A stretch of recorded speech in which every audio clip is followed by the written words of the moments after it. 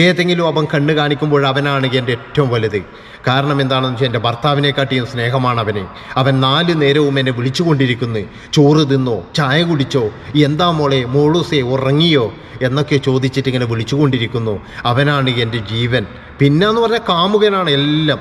പിന്നെ പ്രമോദിനെ ആലോചിക്കുമ്പോൾ തന്നെ എല്ലാവർക്കും ഒരു നൊമ്പരമാണ്. കാരണം എന്താണെന്ന് വെച്ച് കഴിഞ്ഞാൽ പ്രമോദ് ഒരുപാട് അനുഭവിച്ചിട്ടുണ്ട് ജീവിതത്തിൽ. 9ാം ക്ലാസ്സിൽ പഠിക്കുന്ന ഒരു പെണ്ണിനെ പ്രേമിച്ചതിൻ്റെ പേരിൽ പ്രമോദല്ല ശരിക്കും പറഞ്ഞു കഴിഞ്ഞാൽ കുറ്റക്കാരൻ, ഈ പെണ്ണ് തന്നെയായിരുന്നു. കാരണം ഈ പെണ്ണാണ് കയറി പ്രമോദിനെ സ്നേഹിച്ചത്. ഒരിക്കലും പ്രമോദ് അതിന് നിന്നു കൊടുത്തിട്ടില്ല. പ്രമോദ് ഒരുപാട് ഇവരെ പിന്തിരിപ്പിക്കാൻ നോക്കിയിട്ടുണ്ട്. കാരണം ഞാനൊരു SLC പോലും പാസ്സാകാത്ത ഒരു അത്താഴ പ്രശ്നക്കാരനാണ്. അതുമാത്രവുമല്ല, ഒരു ഓട്ടോ ഡ്രൈവറാണ്, പണമില്ലാത്തവരാണ്. ഈ പെണ്ണിൻ്റെ വീട്ടുകാർ എന്ന് പറഞ്ഞു കഴിഞ്ഞാൽ സാമ്പത്തികപരമായിട്ട് വളരെ ഉന്നതിയിൽ നിൽക്കുന്ന ഒരുപാട് ജോലിക്കാരൊക്കെ ഉള്ള വീട്ടിലെ ആൾക്കാരാണ്. അപ്പോൾ അങ്ങനെയുള്ള ഒരു വീട്ടിലേക്ക് ഒരിക്കലും അതിൻ്റെ പടി ചവിട്ടാനുള്ള ഒരു കഴിവ് എനിക്ക് ഉണ്ടാവില്ല എന്ന് പ്രമോദിന് തന്നെ അറിയാം. അതുകൊണ്ട് തന്നെയാണ് പ്രമോദ് ഒരുപാട് ഈ പെണ്ണിനെ എങ്ങനെയെങ്കിലും പിന്തിരിപ്പിച്ച് വിടാൻ നോക്കിയത്. പക്ഷേ ഈ പെണ്ണ് വിടാനുള്ള തീരുമാനത്തിലായിരുന്നില്ല. അങ്ങനെ ഒരുപാട് പ്രശ്നങ്ങളായി, അപമാനമായി. പ്രമോദിൻ്റെ കുടുംബക്കാരെ വരെ ഇതിൻ്റെ പേരിൽ അപമാനിച്ചു എന്നുള്ളതാണ് ഈ പെണ്ണിൻ്റെ വീട്ടുകാർ. അത്രത്തോളം പുറത്തിറങ്ങി നടക്കാൻ കഴിയില്ല. എവിടെ ചെന്ന് കഴിഞ്ഞാലും അപമാനമാണ്. കാരണം ഇത്രയും വലിയ ഫാമിലിയിൽ കയറിയിട്ട് പ്രേമിക്കാൻ നീ ആരുടെ കാമദേവനാണോ എന്നൊക്കെ ചോദിച്ചിട്ട് ഒരു വിവാഹത്തിന് പോയി കഴിഞ്ഞാലോ ഉത്സവത്തിന് പോയി കഴിഞ്ഞാലോ 4 ആൾ കൂടുന്ന സ്ഥലത്തൊക്കെ ഈ പ്രമോദിനും കുടുംബക്കാർക്കും അപമാനം തന്നെയായിരുന്നു. ഒറ്റ പ്രശ്നമേ ഉള്ളൂ, ഈ കുടുംബത്തിലുള്ള പെണ്ണിനെ പ്രേമിച്ചതുകൊണ്ട്. ഒരു കണക്ക് പറഞ്ഞു കഴിഞ്ഞാൽ ഈ പ്രമോദ് അന്ന് പ്രേമിക്കാതെ എങ്ങനെയെങ്കിലും ഒന്ന് ഒഴിഞ്ഞു പോയിട്ടുണ്ടെങ്കിൽ പ്രമോദിന് ഈ ഗതി വരില്ലായിരുന്നു. ഈ 41ാം വയസ്സിൽ പ്രമോദ് ഈ ലോകം വിട്ടു പോകേണ്ടവനായിരുന്നില്ല. ഈ ഒരു എന്താ പറയണ്ടേ, ഈ താടകയെ, ഇവളെ, ഈ വൃത്തികെട്ടവളെ സ്നേഹിച്ചത് കൊണ്ട് മാത്രമാണ് പ്രമോദിനും ആ കുഞ്ഞുങ്ങൾക്കും ഈ ഭൂമിയിൽ സ്ഥാനമില്ലാതെ പോയത്. അവൾക്ക് വേണ്ടത് ഈ പ്രമോദിനെ ആയിരുന്നില്ല, കാമമാണ് അവൾക്ക്. അതാണ്, അവൾക്ക് കാമുകന്മാരാണ് വേണ്ടത്, അല്ലാതെ ഭർത്താവോ കുഞ്ഞുങ്ങളോ ഇതൊന്നും വേണ്ട. കാരണം ഭർത്താവും കുഞ്ഞുങ്ങളും മതിയെങ്കിൽ അവൾ ആ വീട്ടിലേക്ക് തന്നെ വരില്ലേ?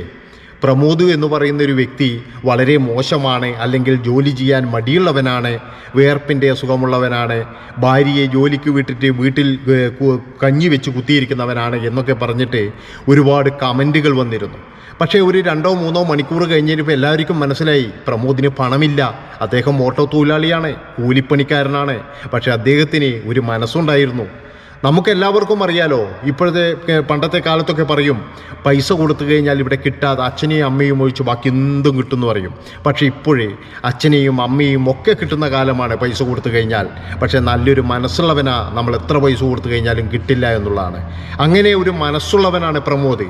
പലതരത്തിലും ഭാര്യയുടെ വഴിവിട്ട ബന്ധങ്ങൾ കണ്ട് മടുത്ത അദ്ദേഹം ഒരു സഹോദരിയോടെല്ലാം തുറന്നു പറഞ്ഞു. ഒരിക്കൽ ആ സഹോദരി പറഞ്ഞു, മോനെ നമുക്ക് സംസാരിക്കാം.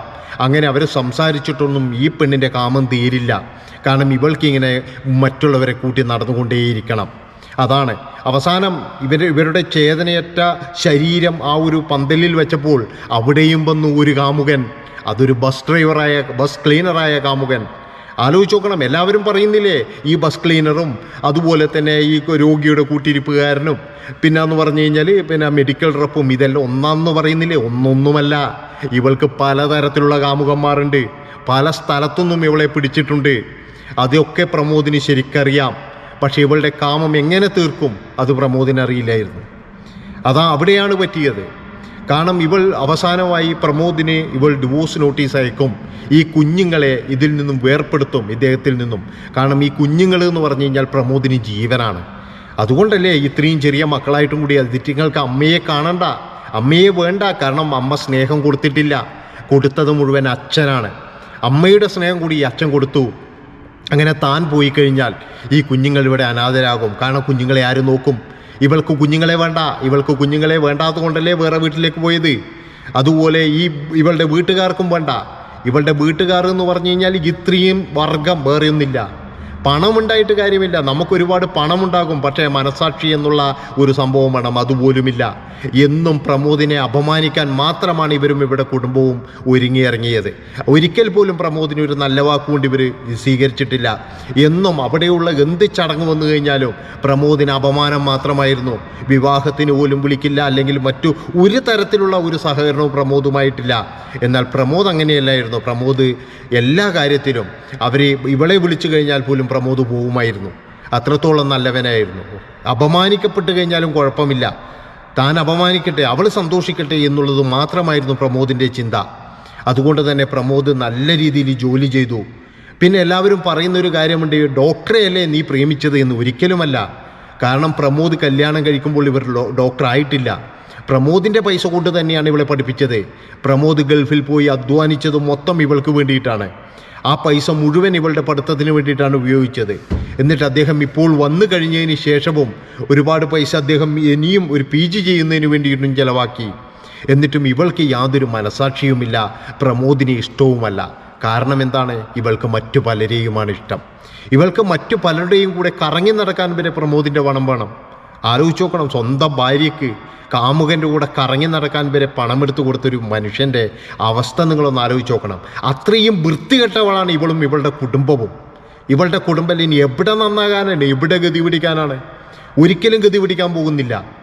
ഈ അച്ഛനും അമ്മയും എന്തിനാണ് പറയുന്നതെന്ന് ചില ആൾക്കാർ ചോദിക്കുന്നുണ്ട്. പക്ഷേ ഇതിനെപ്പോലെ ഒരു നികഷ്ടജീവിയെ ജനിപ്പിച്ചത് തന്നെയാണ് അവർ ചെയ്ത കുറ്റം. കാരണം ഇവളെ പോലെയുള്ളവളാണ്. എന്തിനായിരുന്നു?